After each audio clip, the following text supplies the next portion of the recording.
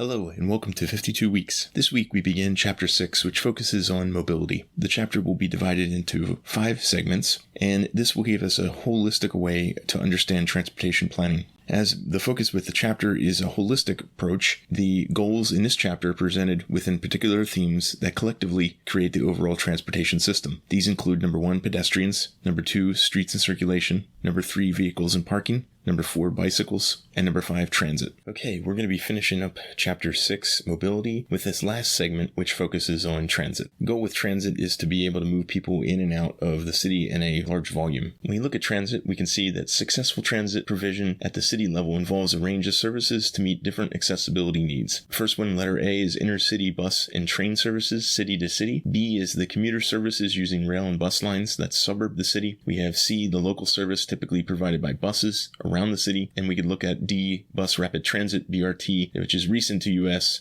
which is around the city as well. When we look at the first one, which is A, intercity bus and train services going city to city, we can look at this as the areas of rail, and that's focused on Amtrak. Daily, there's 14 trains for Philadelphia with 10 continuing on to New York City with run round trip Pittsburgh, and we also have the bus station, which is Greyhound or Rapid Transit. The next part for transit, looking at part B, is commuter rails using rail and bus lines from suburb to city. We've got 4 main transit operators in central PA, first being Capital Area Transit, CAT. We've got Rapid Transit, Lebanon Transit, and York Transportation Authority. This is a typical framework within most cities, quote out of the comp plan. Most bus lines begin in the suburbs or smaller municipalities surrounding Harrisburg, making a few stops, travel express to Harrisburg, and then make multiple stops at employment destinations within the city. When this process is followed, this causes service gaps, low frequencies, and limited frequency, the off-peak weekend service and reverse commute issues. We also have low quality service, and agencies cannot afford to logistically meet the demands of all areas. The service disparity is reflected in transit ridership, and this is part of a cycle. This is not unique to this area. This is not unique to central PA. This is unique as we look at the public transit industry. This cycle is called the transit death spiral. We might cut services and to try to cut expenses. In that case, then we lose riders and we lose revenue, and that provides a issue that we raise the fares to make up for that shortfall, which then we go to trying to adjust again, cut services, cut expenses, and this spiral continues down until the transit authority goes bankrupt. And this is something you can be following nationally in a couple of cities that have been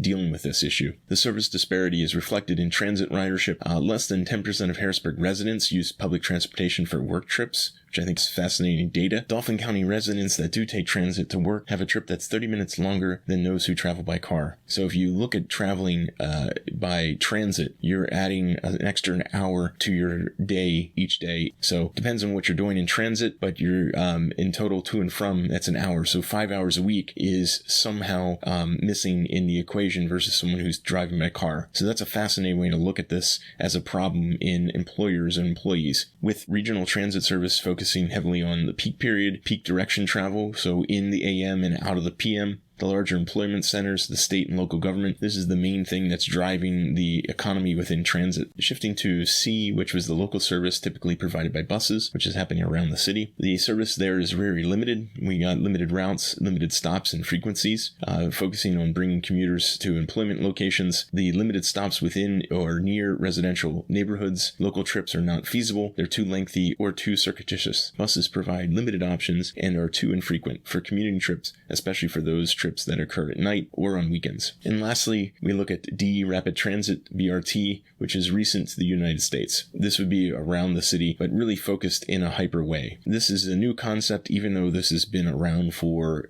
decades, since the 80s. This is something that has taken off in other countries. This is a cost-effective metro-level service.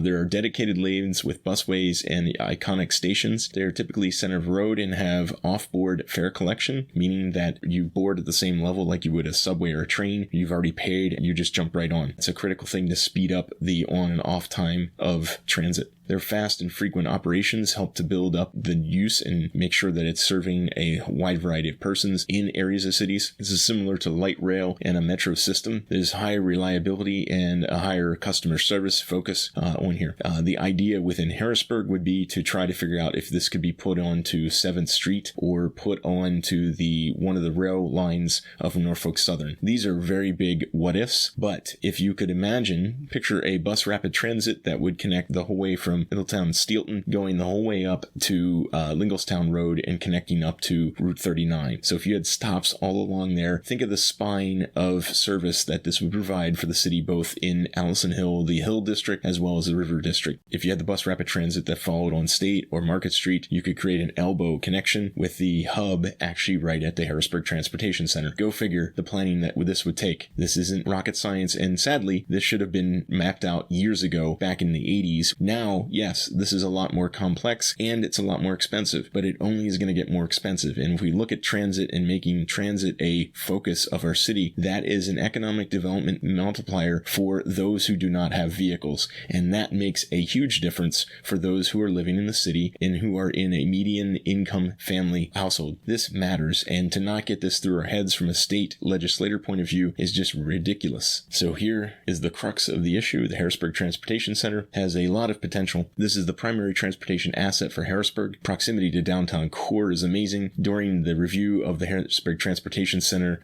public planning process, the public input highlighted the lack of housing, shops, restaurants around the Harrisburg Transportation Center. Longtime residents recollected that the shops, the bars, and the restaurants served the train commuters, but were also used by residents within the city. A couple of maps looking at the change in zoning from the old zoning to 2014. Coordinating the transportation and land use decisions can expand access by attracting a critical mass of people to areas where transit already exists. That is a no-brainer, and this is why this should have been done back in the 80s. These plans did exist. If you talk to the lead consultant of the Harrisburg Comprehensive Plan, this is something that is really critical because they dropped the ball. People drop the ball on this, and we don't talk about it, and we don't even move to the next level of let's try to pick it up and make it work. It's only going to get more expensive and more difficult, but everybody seems to wait to the last minute instead of being proactive to design this stuff and at least put it in place. This is why a comprehensive plan is important. If you put this stuff into place and at least put milestones down and say, this is what we'd like to achieve, you could work towards those things. They're not little bitty master plans that are hit or miss and put together by a single developer. That has been a failure in Harrisburg's history because that has not worked. We have not followed a large-scale comprehensive plan, a municipal planning code driven thing with the Harrisburg Planning Commission. This all has to be guided along with all of our residents who are very concerned of working through this as a public participatory process and crowdsourced process. This can be fixed. It is not a static thing. It can change, and it should change for the next decade because we continue to fail and fall behind our next generation. That's our kids waiting for us to do the right thing. The Harrisburg Transportation Center, it increases the local transit access in connection with CAT. We can create one central location for local and regional transit. We can achieve this by adopting land around the existing Harrisburg Transportation Center and then relocate the local and regional buses on the nearby parcels and really fix this transit system so we've got it working for the people of the city. This was the key recommendation of Harrisburg's previous comprehensive plan back in 1974. Again, 1974. It would be a great research paper for someone to go through from 1974 till now. Who were the people involved when this happened and why it did not take hold? So this is an example of public failure as well as their dereliction of duties, that people did not follow what they should have been doing for the residents of the city. Some history about the Harrisburg Transportation Center. It was built in 1887. There was a 1904 fire. It was then rebuilt with a barn roof. In 1975, it became a National Historic Landmark, placed on the National Register of Historic Places. Some other transit remnants that we should be looking at: the Cumberland Valley Railroad Bridge, the CVRR. It's a link between east and west. It's been unused for about 30 years. In the 2000s, the Corridor 1 or the Capitol Red Rose Corridor, there's an idea of mass transit, which fell apart in the late 2000s. Linking, there was an east link, which was Lancaster, and there was a west link of Carlisle, and trying to make Harrisburg a hub using this rail corridor. Potential future function incorporating pedestrian bicycle infrastructure and alternative transit service. This has been an idea that continues to pop up every now and then. You'll see this. Everybody talks about it. It happened when I moved in with Corridor 1 in 2005, and recently in 2014, people were talking about this and what we could be doing with bike transit and bike infrastructure. Capital Area Transit was formed in 1973 1993, after the dissolution of the Harrisburg Railways Company, Cumberland and Dauphin counties formed CAT to provide mass transit under the Commonwealth of PA's Municipal Authorities Act of 1945. It's a non-profit entity governed by the board of directors, who are appointed by 3 municipalities with 5-year terms. Rapid Transit was formed in 2000, was formerly the York Adams Transit Authority. There's 15 fixed bus routes within York County, 12 in York and 3 in Hanover. Express routes from Gettysburg to Harrisburg and from York to Harrisburg, as well as Townsend, Maryland, connecting to the Central Light Rail line in Baltimore area's Maryland Transit Administration. It has an annual ridership of 1.7 million. It is also a parent transit service for the disabled and also a shared ride service. All right, as we look into the segment's key issues, the Market Square conundrum is that we have separate hubs going on: Amtrak, Greyhound, CAT, Rapid Transit, inefficient use of space and land use. The existing transfer centers present negates the use of Market Square as a community space. Even though we try to have events in here, it's just a weird place to be. It's a weird plaza. It's never been designed well. Almost every 10 years a new study comes out. I know HYP did a study recently. What I keep wondering is, why do we continue to spend more money on these studies instead of taking it all together, putting it into a plan and say, this is what we'd like to achieve, strategic outline of goals and objectives, severely limited accessibility, not serving the needs of residents. CAT and other bus services, they have inadequate weekend and outside peak schedules. Continuing in the discussion of key issues, the city controls public rights of way, which impacts the quality of speed of transit service, currently low priority to transit vehicles. There's incompatible fare and pricing systems between transit operators. There's limited connections to certain employment destinations outside the city and the suburbs, and underutilized infrastructure exists that could be repurposed for increased transit mobility.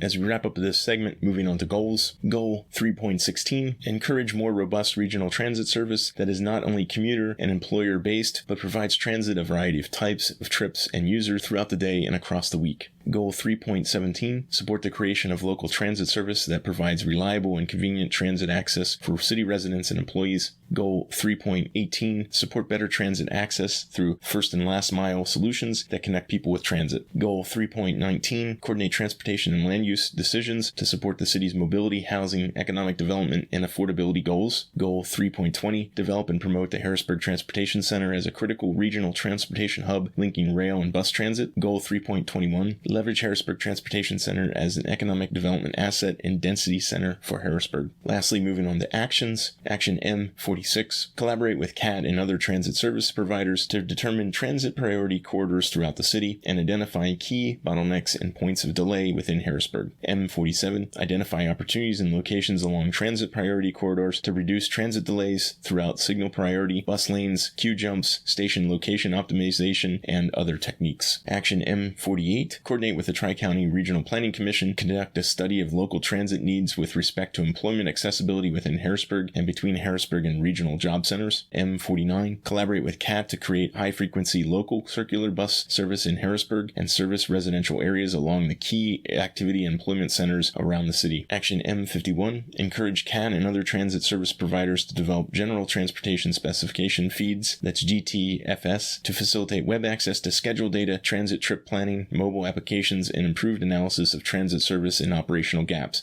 This is between all service providers and not just a single provider. M53, develop design guidelines for bus stations, shade lighting, seating, bike parking, signage, shelter information, as well as green roofs, solar, all of that stuff. Action M54, work with Tri-County Regional Planning Commission, Dauphin County, and PennDOT to explore the local impacts of regional consolidation of transit service providers. Action M56, convene a meeting with Amtrak, Modern Transit Partnership, the Tri-County Regional Planning Commission, and PennDOT to discuss regional and intercity transportation needs. Action M57, study the feasibility of intracity busways into and out of the Harrisburg Transportation Center, primarily along underutilized rail corridors along north and south corridors throughout the city, including between North 7th Street and Paxton Creek. And you can see this map shows some of the hot spots of where our transit should be focused on and developing little hubs within our city. Action M58, develop a zoning overlay that creates a transit-oriented development overlay zone around the Harrisburg Transportation Center, including increased density allowances, reduced parking requirements, design guidelines, floodplain development guidelines, mixed-use development requirements, bike and pedestrian accommodations, and affordable housing provisions. So we end this segment of transit with a focus on which thinking would our children rather see C. The short-term individually focused thinking, which is on the left of just putting parking down and thinking of things as objects, as separate items? Or do we think of things as a long-term citizen-focused approach, which is looking at holistic connections and relationships in our community based on all areas of affordable housing, mobility, transportation, economic development? All these things are really critical to this legacy that we'll be leaving our kids. This is the last segment that wraps up Chapter 6, Mobility. Thanks again for listening and hope you've enjoyed it. Stay tuned for Chapter 7, which is going to be talking about utilities. Thanks again and take care.